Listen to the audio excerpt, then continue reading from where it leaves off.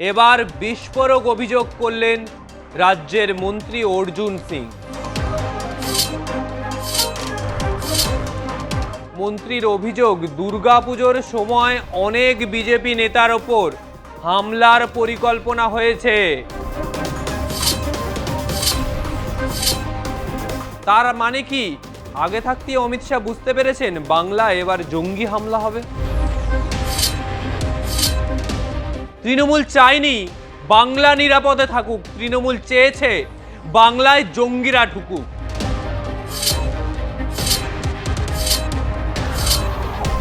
সীমান্ত লাগোয়া এলাকায় একাধিক জঙ্গি ঘাঁটি তৈরি হয়েছে। সেই ঘাঁটির সঙ্গে তৃণমূলের একাংশের যোগ রয়েছে বলে এবার বিস্ফোরক অভিযোগ করলেন রাজ্যের মন্ত্রী অর্জুন সিং। রবিবার জগদ্দলের একটি খুঁটি পুজোয় সাংবাদিকদের মুখোমুখি হয়ে তার দাবি, বাংলায় বহু সংখ্যক তৃণমূল নেতা মেম্বার ক্রিমিনালের জঙ্গি যোগ রয়েছে। পশ্চিমবঙ্গকে মমতা বন্দ্যোপাধ্যায়ের সরকার সেফ প্যাসেজ বানিয়ে রেখেছিল জঙ্গিদের জন্য। সেই কারণে খারিজি মাদ্রাসা ও সীমান্তবর্তী এলাকায় জঙ্গিরা ঘাঁটি তৈরি করেছে। আস্তে আস্তে সেই ঘাঁটিগুলো ধরা পড়েছে। এছাড়াও মন্ত্রীর অভিযোগ, দুর্গাপুজোর সময় অনেক বিজেপি নেতার ওপর হামলার পরিকল্পনা হয়েছে। এবার দুর্গাপুজোয় কি জঙ্গি হামলা হবে এই বাংলায়? পুজোর আগে সেই ঘাঁটিগুলিকে ঘিরে অশান্তির আশঙ্কাও প্রকাশ করেছেন অর্জুন সিং। তার অভিযোগ, সীমান্তে সাধারণ মানুষকে সামনে রেখে দুর্গাপুজোয় গোলমাল বাঁধানোর চেষ্টা চলছে। অর্জুন সিং এর কথায়, খারিজি মাদ্রাসা ও আশেপাশে তৃণমূলের মদতপুষ্ট জিহাদি সংগঠনের সঙ্গে যুক্তরা এই চেষ্টা চালিয়ে যাচ্ছে। আমরাও সজাগ আছি, স্বরাষ্ট্র দপ্তরও সজাগ।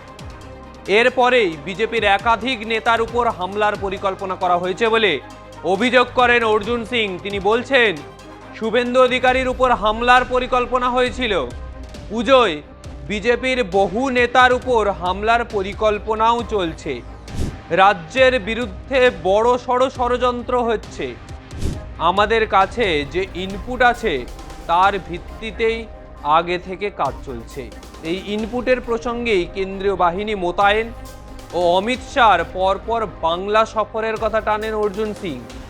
তার মানে কি আগে থাকতেই অমিত শাহ বুঝতে পেরেছেন বাংলায় এবার জঙ্গি হামলা হবে? দেশের স্বরাষ্ট্রমন্ত্রী গত 3 মাসে 3 বার বাংলায় এসেছে। নিশ্চয়ই কোনো ইনপুট আছে। আরও কেন্দ্রীয় বাহিনী মোতায়েন করা হচ্ছে। দেশের নিরাপত্তার স্বার্থে সবটা বলতে পারবো না, যতটুকু বলার ততটুকুই বলছি। কে বলছেন? না, অর্জুন সিং। যাদবপুর কাণ্ড নিয়েও এদিন সরব হয়েছিলেন অর্জুন। সেখানকার একাংশকে দাগি নকশাল বলে কটাক্ষ করেছেন তিনি। টেররিস্টদের চিহ্নিত করা দরকার, কিন্তু এই দাগি নকশালরা দেশের ছেলেদের ব্রেন ওয়াশ করে দেশের বিরুদ্ধে কাজে লাগায়। আমাদের 1 পয়েন্ট এজেন্ডা, এই দিমাগি নকশালদের বিরুদ্ধে ব্যবস্থা নেওয়া হবে। এর আগেও তৃণমূল জামানায় বিজেপির পক্ষ থেকে বারংবার অভিযোগ হয়েছে।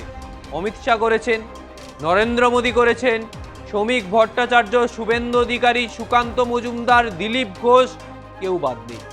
প্রত্যেকেই অভিযোগ করেছে যে সীমান্ত লাগোয়া এলাকায় জমি হস্তান্তর করেনি তৃণমূল, বিএসএফকে জমি হস্তান্তর করতে চায়নি।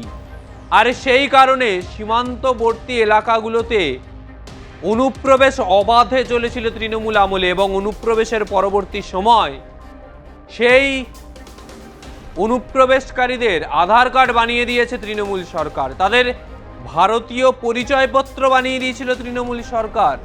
তার জন্য মোটা অঙ্কের টাকাও খেয়েছেন অনেক।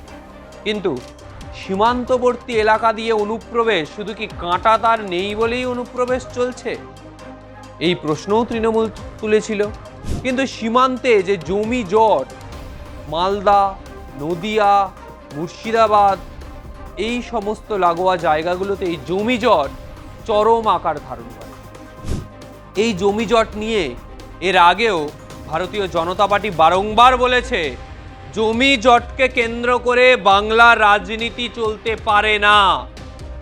সীমান্ত লাগোয়া এলাকায় নিরাপত্তা প্রয়োজন, কাঁটাতার দেওয়া দরকার, ফেন্সিং করা প্রয়োজন। আর এই ফেন্সিং নিয়ে বরাবরই তৃণমূলকে কাঠগড়ায় তুলেছিল গেরুয়া শিবির।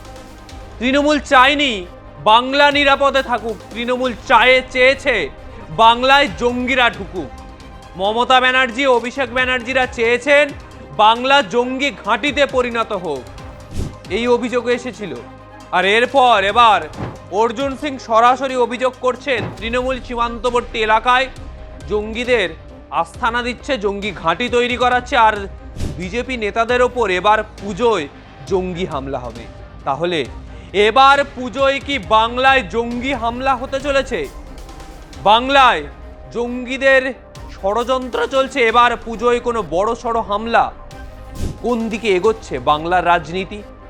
আগামী সময় এই বাংলার রাজনীতির গতি প্রকৃতি কি জঙ্গিদের দ্বারা নিয়ন্ত্রিত হবে? সেটাই দেখব। তবে আজকের মতো বিদায় নিচ্ছি। ভিডিওটা ভালো লাগলে অবশ্যই লাইক কমেন্ট করুন, চ্যানেলটি সাবস্ক্রাইব করুন, আপনার মতামত জানান। আগামী সময় আর কোন কোন বিষয়ে ভিডিও দেখতে চান অবশ্যই জানাবেন। নমস্কার।